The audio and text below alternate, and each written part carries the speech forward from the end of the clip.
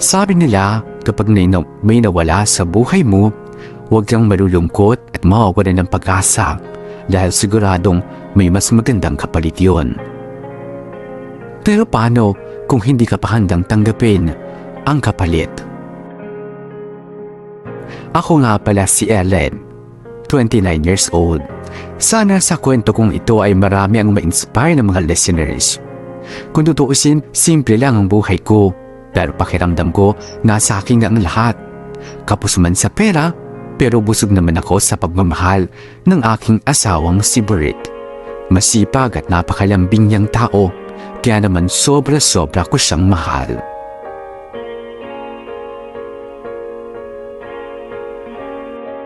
Oh, mahal. Nandyan ka na pala. Kumain ka na ba? Hindi pa nga medyo gutom na nga ako Hindi kasi ako nakakain ng tanghalian. Ikaw naman kasi, ang hilig-hilig mong magpalipas ng gutom. Masama yung ginagawa mo, lalo na't nagmamaneho ka ng taxi. Minsan kasi hindi ko na napapansin yung oras na. Tapos ayun, nararamdaman ko na lang na gutom pala ako. Ito talagang asawa ko.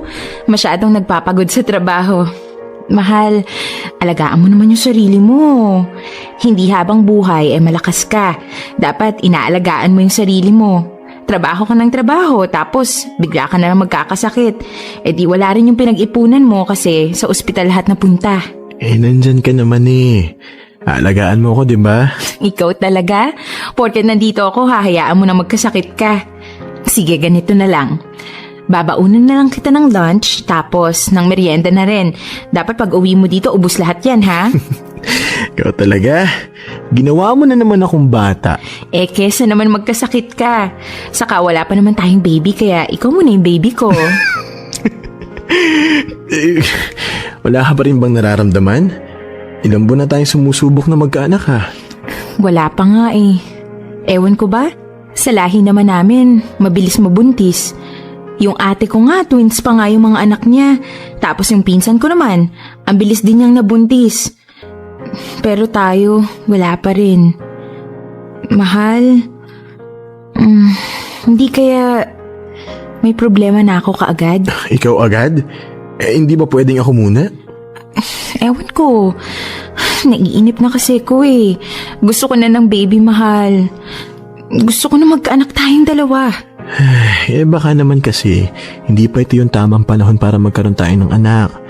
Baka gusto muna ng Diyos, tayong dalawa muna. Gusto ko na kasi. Bakit ikaw? Ayaw mo pa ba? Siyempre gusto ko na. Kaya nga kita pinakasalan kasi ikaw yung gusto ko maging ina ng mga giging anak ko. Ang iniisip ko lang, baka kasi hindi pa ito yung tamang panahon para sa atin. Pero hindi ibig sabihin nun, ayaw ko na. Hindi ka pa ba naiinip? Medyo naiinip na rin. Sa edad ko ba naman to, diba? Mahal, ang mahalaga naman yung masaya tayo nagsasama. Yung mahal natin yung isa't isa. Kasi kapag yun nakita ng Diyos, may isip niya na, itong mag-asawang to, karapat dapat bigyan sila ng isang mapagmahal na anak kasi nagmamahalan sila. Ganun. Sige na nga. Sa ngayon, ikaw muna yung aalagaan ko. Yon. Huwag kang mawalan ng pag-asa. Malay mo bukas. Buntis ka na agad, di ba? O kung gusto mo, gawa na tayo ngayon. Sandali, maliligo lang ako para mas maganda. Mahal, maraming salamat sa lahat sa pag-aalaga sa akin at pag-iintindi. Kahit na ganitong buhay lang ang meron tayo, hindi mo pa rin ako iniiwan. Bakit naman kasi kita iiwan? Alam mo naman na mahal kita, di ba? Ang mahalaga naman, yung nakikita ko na nagpupursige ka para magkaroon tayo ng magandang buhay. Okay na sa akin yun. Ang swerte ko talaga kasi ikaw yung napang-asawa ko. Pero mabait, maganda, at masarap pang magluto. Ibang klase ka talaga, mahal. Basta ito lang din ang palagi mong tatandaan, Nandito lang ako para mahalin ka. Kahit ano pa man mangyari, sa'yo lang tong puso ko. I love you. I love you too, mahal. Parehas kaming sabik ni Bert na magkaanak. Gusto na rin kasi namin na bumuo ng isang masaya at buong pamilya. Alam ko na magiging isang responsableng tatay si Bert sa mga magiging anak namin.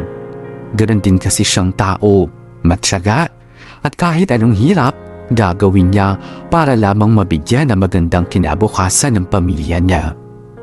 Ilang buwan pa ang lumipas, ay sa wakas, tinupad na rin ng Diyos ang hiling naming mag-asawa. 4 weeks pregnant na pala ako nang magpa-check up ako.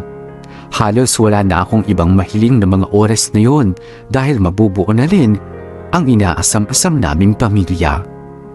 Pero may mga pagkakataon na kung talagang hindi talaga para sa'yo, wala kang magagawa kundi tanggapin na lang yun. After 2 months, sinabihan kaming mahina ang kapit ng baby namin, kaya kailangan kong magdoble ingat. Pero isang araw ay bigla akong dinugo at sinugod sa ospital. At doon nalaman namin na nakunan ako. Gabi-gabi ay wala akong ibang ginawa kundi ang umiyak na lang. Sa mga panahong yun, wala akong ibang makaramay kundi si Bird.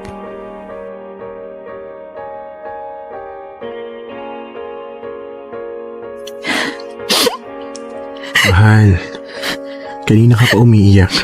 Magpahinga ka muna. Bitawan mo na yung mga damit ng anak natin.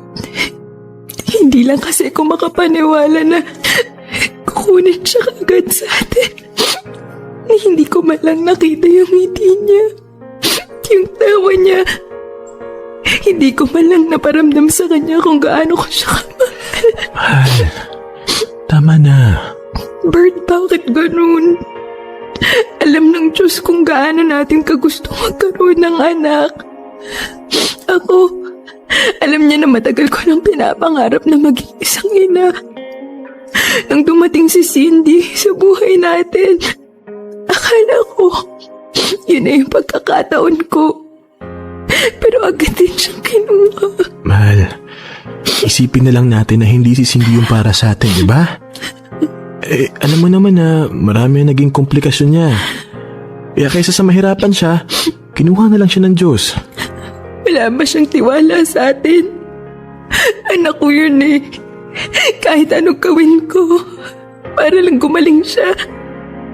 Lahat ng pintuan kakatukin ko para lang gumaling si Cindy. Hindi man lang niya ako binigyan ng pagkakataon na gawin yung responsibilidad ko bilang ina. 2 araw ko siyang nahawakan, Bert. 2 araw lang. Tama na. Nandito lang naman ako eh. Tama na. Isa lang naman yung pinapanalangin ko. Yung makasama yung anak ko. Yung mapalaki siya ng mabuti. Naging masama ba akong tao? Hindi naman, diba? Helen, huwag mong sabihin yan. Tama na. Pero bakit hindi niya sa akin binigay yung anak ko? Yun lang naman yung dinadasal ko, yung makasama si Cindy. Pero wala na. Wala na yung anak ko.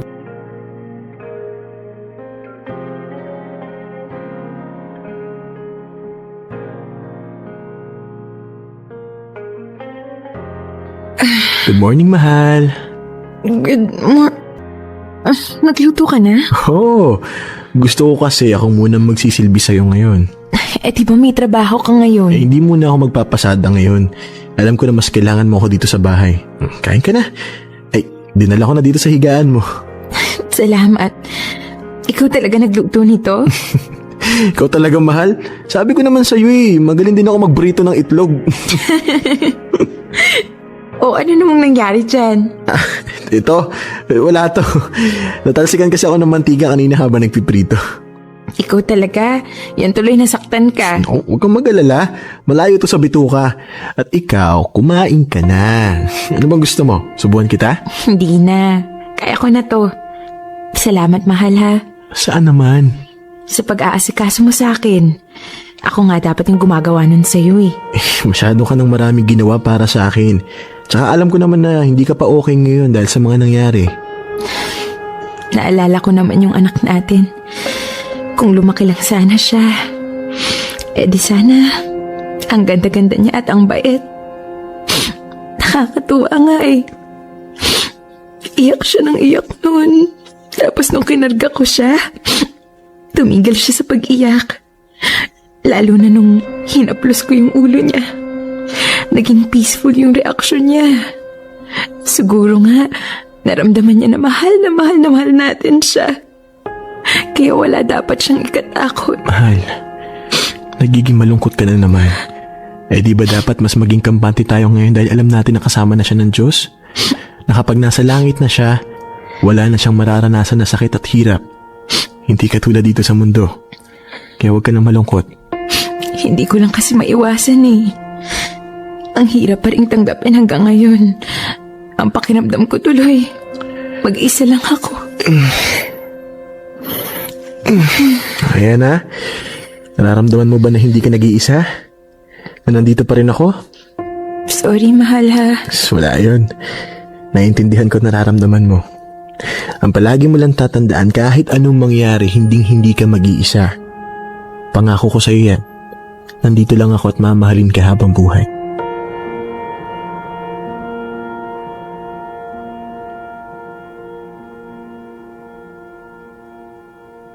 Si Bert ang naging lakas ko para malagpasan ang pagsubok na yon sa aming buhay.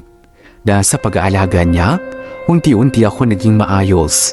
Natuto na ako ulit ngumiti at maging masaya. Sa nangyari sa amin, alam kong mas minahal namin ang isa't isa. Inisip ko nga na siguro binigay yun ng Diyos sa amin para mas pagtibayin pa ang pagsasama namin at para ihanda kami sa mas mabigat pang pagsubok. Ay, sa wakas, natapos din ako maglinis. Ano to?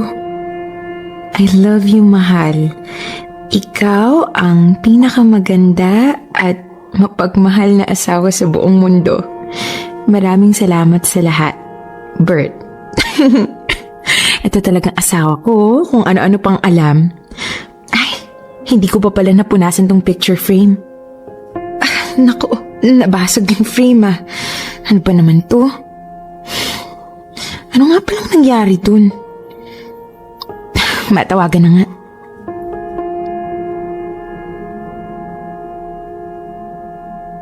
The subscriber cannot be reached. Please try again later. Teka, bakit nakapatay yung phone niya? Hindi naman to nagpapatay ng phone eh. Teka, susubukan ko nga ulit.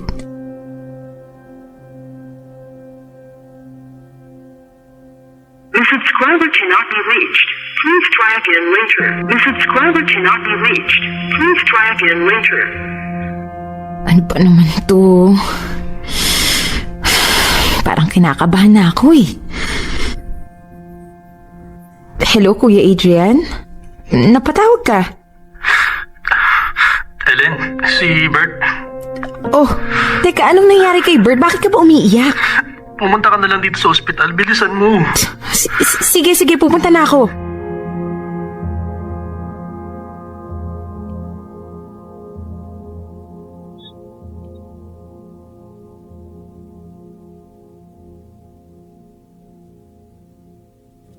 Paging Dr. Di Pasupil. Dr. Di Pasupil, please proceed to the emergency room. Kuya, nasan si Bert? Okay lang ba siya?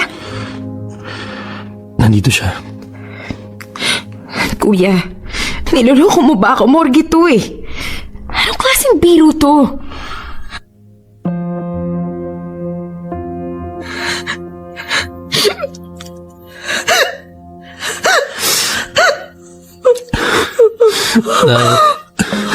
Na-aksidente siya kanina madaling araw. Nakakalalkad ng truck. Nakainom kasi yung driver kaya hindi napansin yung taxi na pinapasada ni Bert. Dead on arrival na siya eh. Hindi na nagawang sagipin pa. Bert! It is covered! Mahal niyo siya, Bert! Wala na tayong magagawa. Hindi pwedeng mangyari to. Bert, gumising ka! Parang awa mo, no? Nangako ka, diba? Diba ang sabi mo sa akin? Ang sabi mo sa akin, hindi mo ako iiwan. Ikaw yung buhay ko. At hindi ko kaya mawala ka sa akin. Huwag mong gawin sa akin to. Bert!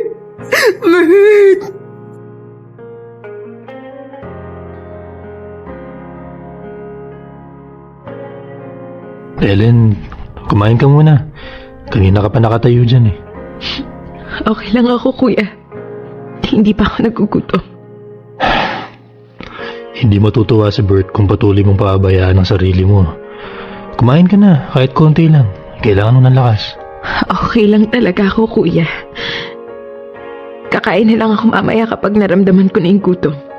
Sige, ikaw ang bahala. Kuya, magpapaalam sana ako sa'yo. Bakit? Gusto ko sanang umuwi sa Valenzuela. Bakit ka naman uuwi? Nahihiya kasi ako sa inyo eh. Ngayon wala na si Bert. Parang wala rin namang saysay kung doon pa ako titira sa inyo. Ellen, alam mo na simula pa lang, pamilya na rin ang turing namin sa'yo. Kasi kuya, mahihirapan lang akong gumising araw-araw kapag doon pa ako tumira. Maaalala ko lang si Bert. Gusto ko din kasi mag-umpisa ng bagong buhay eh. Ayaw kong umasa na lang sa inyo. Sigurado ka na ba dun sa desisyon mo? Oo, kuya. Nakapagsabi na rin ako sa mga magulang ko na uuwi ako sa kanila. Sige, ikaw ang bahala. Basta kung gusto mong bumalik, nandito lang kami. Palagi kang welcome sa pamilya namin. Maraming salamat sa lahat ng kabaitan na pinapakita niyo sa akin. Salamat din sa iyo dahil nagawa mong pasayahin ang kapatid ko. Alam ko naman na kahit nasa langit na siya ngayon, kasama ang anak ninyo, patuloy ka pa rin niyang mamahalin. Mahal na mahal ko din siya, kuya. Bakit ganito ang buhay? Nawala na nga sa akin ang anak ko. Pati ba naman si Bert, kinuha din sa akin. Paano ko'y pagpapatuloy ang buhay ko kung nawala na sa akin ang nag-iisang rason ko para mabuhay? Sobrang hirap. Walang araw na hindi ako umiiyak dahil sa pagkawala ni Bert. Nangarap lang naman ako ng isang masayang pamilya. Bakit kailangan niyang pawiin ang lahat sa akin? Tuwing gabi ay nagdadasal ako sa Diyos na sana alisin na niya ang lahat ng sakit at lungkot sa puso ko. Parang hindi ko na kasi kaya. Tuwing magigising ako, wala na akong ibang ginawa kundi ang umiyak dahil miss na miss ko na ang asawa ko. Hanggang sa na-realize ko na lang na hindi ko pwedeng lulurin ang sarili ko sa lungkot. Kailangang ituloy ko ang buhay ko para na rin kay Bert.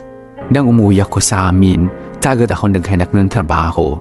At nang nakuha ko bilang isang data encoder, ay doon ko binigay ang lahat ng oras ko. Lumipas ang mahigit 1 taon, naging okay na ako. Namimiss ko pa rin si Bert, pero hindi na yung tipong gusto kong maglulupasay sa lungkot. Sa pagtatrabaho ko sa kumpanyang yun, may taong naging malapit sa akin.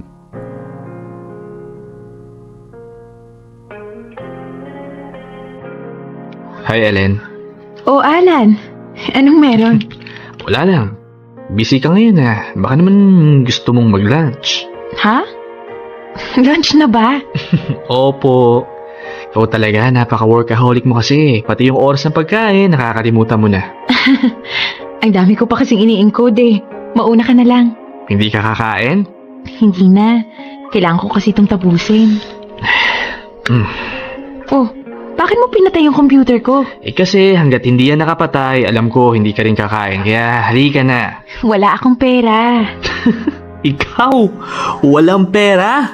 Kailan pa nangyari yun? Ang tipid-tipid mo kaya. Pero sige, halika. Libre kita ng lunch.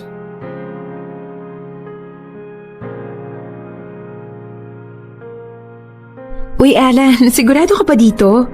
Ang dami nito, oh. Hindi natin ito mauubos. Mauubos natin yan. Maniwala sa akin. Ikaw talaga. Nagda-diet nga ako tapos papakainin mo ako ng marami. Anong diet ka dyan? Eh halos wala na nga akong makitang laman dyan sa braso mo. Para kang may sakit sa payat oh. Grabe ka naman. Kahit kaunti may laman pa naman ako, no? Alam mo, mas bagay sa'yo yung medyo may laman. Kaya ito. Kumain ka na kumain, ha? Oh, ba't natahimik ka? Naalala ko kasi yung asawa ko eh. Ganyan na ganyan ako sa kanya. Hindi ko siya pinapaalis ng bahay hanggat hindi ko makain ng agahan at walang baon. Madali kasi yung magkasakit eh. Ilang taon na nga ulit siyang wala? 1.5 years. Mhm. Pero alam mo, hanggang ngayon, namimiss ko pa rin siya. Naisip ko nga, paano kung buhay pa siya? Ano kaya yung magiging buhay namin? Eh di mas masaya ka ngayon. Tsaka, normal yan pakiramdam mo. Ikaw, kumusta kayo ng ex-wife mo? Ayun, okay lang. Civil kaming dalawa. Kapag may activity sa school yung bata, sabay kaming pumupunta. Buti hindi nalilito yung bata. Hindi nagtatanong kung bakit hindi kayo magkasama sa iisang bahay. Matalino yung anak kong yon. Madaling makaintindi. Simula nung in-explain namin ng mabuti sa kanya, naintindihan niya. Ang mahalaga naman, hindi kami nagkukulang sa kanya bilang mga magulang. Buti ka pa, naranasan mong magkaroon ng buong pamilya. Samantalang ako, namatayan ng anak tapos pagkalipas ng 4 na buwan, namatayan din ng asawa. Ewan ko ba? Ang malas ko yata. Oy, huwag mong sasabihin yan, Ellen, ha? Wala kang kasalanan sa lahat na nangyari sa'yo. Isipin mo na lang na kaya binigay sa'yo ng Diyos yung mga ganyang klaseng pagsubok kasi alam niya na kaya mong lagpasan. Sa tingin mo? Oo naman. Tignan mo nga yung sarili mo. Okay ka na, di ba? Hindi ka naman sumubok magpakamatay. Hindi ko talaga gagawin yon, no? Malaki naman yung takot ko sa Diyos. Naisip ko rin naman na ano bang sense kung gagawin ko yung mga bagay na ganon, di ba? Sabi nga ni Bert, lahat ng problema may solusyon. May katapusan. Minsan lang talaga, naging bulag tayo sa mga pwede nating magawa para malagpasan yung lahat ng pagsubok. Oh, see? Nagiging positive thinker ka na. Sabayan mo pa ng pagkain ng marami, sigurado magiging okay ka na. Loko-loko ka talaga, no? O, basta, libre mo to, ha? Oo naman, kailan mo kita pinagbayad? Sa bagay, tara na nga, kumain na nga tayo. Basta Ellen, palagi mong tatandaan na darating din yung panahon na magiging masaya ka ulit. May mga taong nagmamahal sa'yo at kung sakaling dumating man siya, huwag mong isarado yung puso mo magmahal, ha? Mabait na tao si Alan. Sa katunayan nga ay mas komportable ako sa kanya kaysa sa iba pang kasamahan namin. Gentleman at maaasahan siyang kaibigan, kaya mas naging malapit kaming dalawa. Aaminin kong crush ko si Alan dahil bukod sa pagiging gwapo, ay boyfriend material din siya. Bakit mo ako dinala dito? Para mag-relax ka. Puro kasi computer yung nasa harapan mo eh. Wala naman kasi akong choice. Ang gusto ko lang, magtrabaho na magtrabaho. Eh kung subukan mo kayang magpahinga, alam mo, masaya din yun. Sa bagay, nakakamiss din palang gawin to. Salamat, ha? Alam mo kung nakakayaman yung salamat mo, matagal na akong milyonaryo. Ako ba? Wala yun, no? Gusto ko naman minsan na sumaya ka, relax lang. Yung tipong walang ibang iniisip. Ay, nako. Oh, bakit? Ano nangyari? Kasi tong pinsan ko eh. Kung kani-kanino ako nirereto. Nakikipag-blind date ka? Uy, hindi ah. Hindi nga ako naniniwala dun eh. Baka mamaya, rapist pala yung kadate ko. Mapahamak pa ako, diba? Mas gugustuhin ko pang yung palagi ko na lang kasama kaysa hindi ko talaga kilala. Teka, may nahanap ka naman ba? Hindi ko alam. Wala pa kasi sa isip ko eh. Bakit? Dahil kay Bert? Oo. Ayoko kasing wag to pa rin yung pangako ko sa kanya na siya lang talaga yung mamahalin ko. Ellen, matagal nang wala si Bert. Siguro naman oras na para hayaan mo naman yung sarili mo na maging masaya, di ba? Oo nga, nandun na ako. Pero wala pa rin naman kasing dumarating eh.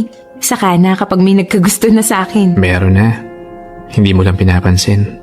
Huwag mong sabihin ikaw. Ako nga. Anong ikaw? Ellen, mahal na kita. Ano? Teka, pero teka, paano nga?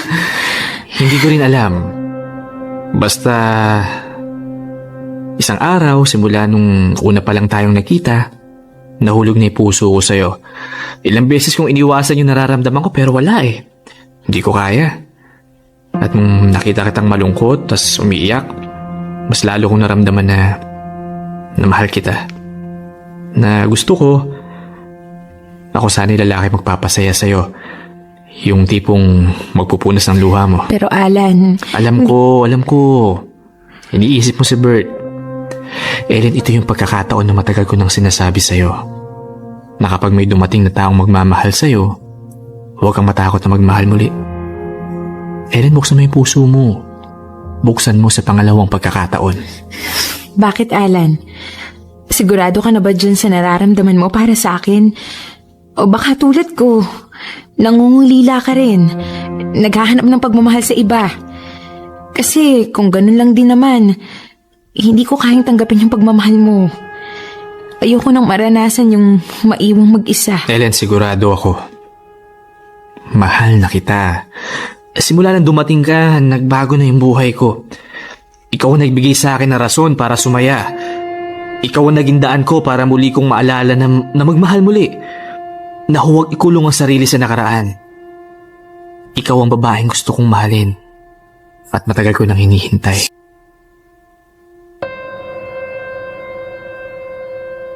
Alan? Anong ginagawa mo dito? Umaakit ng ligaw. Alan, ano ba? Kailan mo ba ako titigilan? Hanggang sa tanggapin mo na rin sa sarili mo na kaya mo na akong mahalin. Hindi nga kasi pwede. Hindi ba talaga pwede o sinasabi mo lang sa sarili mo yan? Ellen, kahit isang pagkakataon lang, pagbigyan mo naman ako. Papatunayan ko sa'yo na mahal kita. Hindi pa ako handang magmahal, Alan. Pues maghihintay ako. Kahit gaano katagal, wala akong pakailam kasi totoo yung nararamdaman ko sa'yo. Tanggapin mo rin sa sarili mo na may karapatan ka pa rin mahalin. At ako yun, Ellen. Ako yung magmamahal uli sa'yo ng sobra. Hindi ko hihilingin kahit kailan napalitan si Bert dyan sa puso mo. Pero ang hiling ko lang kahit minsan, pansinin mo naman yung pagmamahal ko para sa'yo.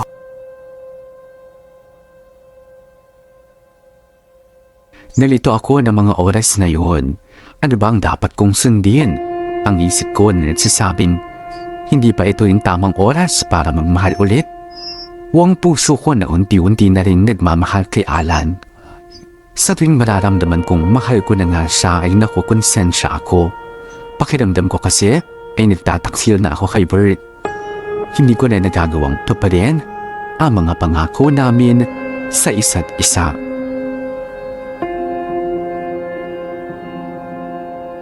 Mahal, 2 taon na simula nung mawala ka sa akin. Alam mo, nung nawala ka, akala ko hindi ko makakayanan ang lahat eh. Sobrang sakit. Kasi 'di ba, nangako ka sa akin na hindi mo ako iiwan. Pero wala eh. Hindi na kita kasama ngayon. Sobrang miss na kita. Kung bibigyan lang ako ng Diyos ng isa pang pagkakataon, hihilingin ko sa Kanya na kahit isang saglit lang, makasama kita ulit. Kahit isang minuto lang, mayakap kita. Kasi Bert, hanggang ngayon, hirap pa rin ako. Kung pwede lang ulitin ang lahat, sana mas pinaramdam ko pa sa'yo kung gaano kita kamahal.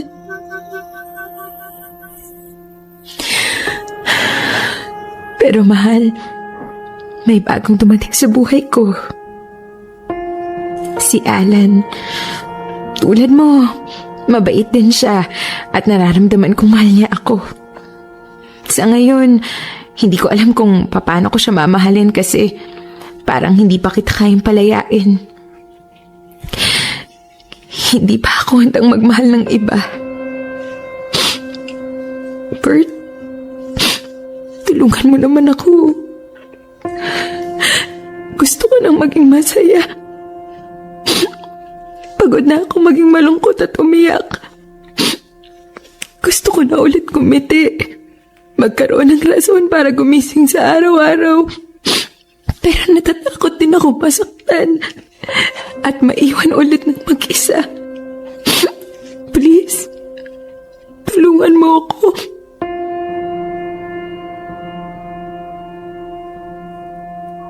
Ellen? Pumasok ka muna. Sa loob na tayo mag-usap. Sige. Ano yung sasabihin mo sa akin? I'm sorry, Alan.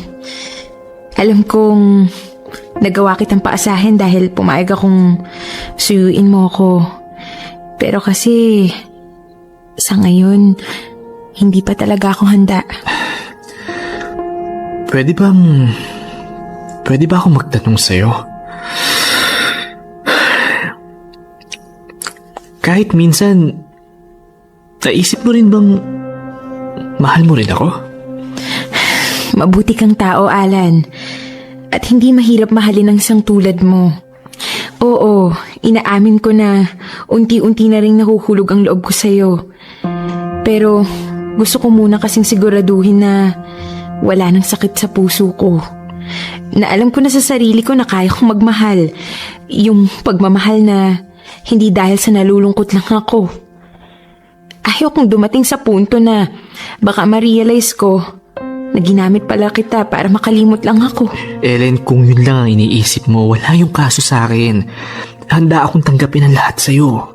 Ayoko, Alan. Ayokong maging unfair sa'yo. Karapatan mo ang mahalin ng totoo na walang ibang dahilan. Gusto ko munang ayusin yung buhay ko, Alan.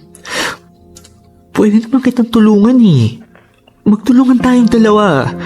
Magagawa mo pa rin naman yung kahit kasama mo ko. Pangako ko sa'yo kahit kailan hindi ako magiging hadlang sa'yo. Hindi pa ito yung tamang oras para sa atin. At kung talagang nakatadhana tayo para sa isa't isa, magiging tayo din sa huli. Ayokong magmadali dahil tayo rin naman yung mahihirapan eh. Ang masasaktan. Sa ngayon, kailangan muna natin magpaalam sa isa't isa at hintayin yung tamang panahon para magmahal tayong dalawa. Man, Ellen, please. Huwag ka naman lumayo sa akin. Ikaw ang nagsabi, di ba? Unti-unti mo na rin akong minamahal. Yun ang gamitin natin para magsimula. Ito yung pagkakataon na hihingin ko sa'yo. Intindihin mo yung sinasabi ng puso't isipan ko. Hindi ko ginagawa to dahil sa hindi kita mahal. Ginagawa ko to dahil mahal na mahal kita. At ayaw kitang masaktan, Alan. Alam ko, magagawa mo ring tanggapin ang lahat. Pangako ko sa'yo, kapag okay na ako, kapag sigurado na ako sa nararamdaman ko, babalik ako sa'yo. Babalikan kita. Alam kong maraming magsasabi na sinayang ko ang pagkakataon na maging masaya ulit. Pero ayoko naman kasing pumasok sa isang relasyon kung hindi pa ako sigurado sa nararamdaman ko. Ayokong maging rebound si Alan. Gusto ko kasi na kung sakaling magiging kami talaga, ay wala na akong pagdududang mararamdaman. Yung tipong magagawa kong ibigay sa kanya ang pagmamahal ko ng buong buo. Pakiramdam ko kasi ay hindi pa ako handang pumasok sa isang relasyon. Maraming salamat sa pagbibigay oras na basahin ang liham kong ito. Sana ay may natutunan kayong lahat sa kwento ng buhay ko.